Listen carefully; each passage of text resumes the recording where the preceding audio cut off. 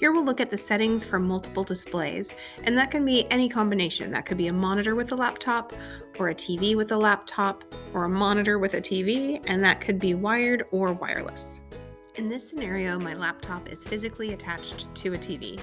I'm going to click on the speaker icon, and if I go to project, you'll see that I'm currently on duplicate.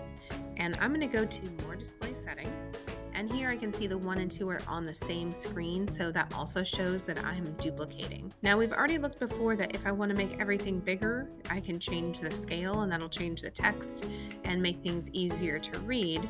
But we're going to go ahead and instead of duplicating, we're going to extend. I'm going to keep my changes. And now my laptop is number 1 and the TV is number 2. Now usually your laptop or monitor, your main screen will be number 1, but if you're not sure which display is which, click identify. The number 1 is showing up on my laptop and the number 2 just showed up on the TV next to me. Now let's drag these around to arrange them how they physically look in my classroom. So if my TV is always to the left of my monitor or laptop, I'm going to drag it and drop it here. That way, when I'm pulling a browser or an app over to display to my classroom, I'm just going to pull it always to the left side. But we also have people that move around their room with a laptop, and so sometimes the TV is on the left and sometimes it's on the right. And so in that scenario, what I would suggest is dragging the number 2 up above the number 1. That way it doesn't matter if it's on the left or right, you're just always dragging up to display to students and down to display just to you. So when you like it, go ahead and click apply. Now something else to note is that you can change the settings on the 2 displays separately.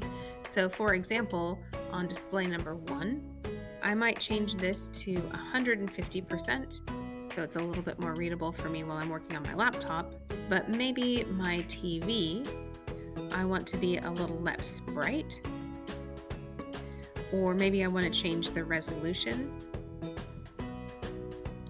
and I'll keep my changes. Or you can even rotate your display if you have a monitor that goes in portrait mode instead of landscape mode. So there's all sorts of settings here, but remember, those are the settings for the display that you currently have activated. One other thing to note is if I have my TV just off a little bit when I'm on my laptop screen and I try to drag something up, if I try to drag it over in this left area, it's not going to go to my TV. So you might want to have that more centered so that anything I'm dragging up will go to my TV. So I'm going to go ahead and click apply. And now when I open up a document or a browser, I can just pull up, and now that is showing up on the TV for my students.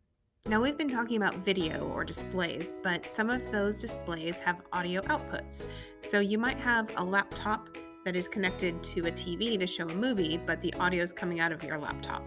So what you'd want to do in that scenario is click on the speaker, and next to your volume, see the caret, and choose where you want the audio to come out of. If I want it to come out of the TV, in this instance, that's my HDMI cable, so I'm going to choose that, and now the audio is coming out of the TV.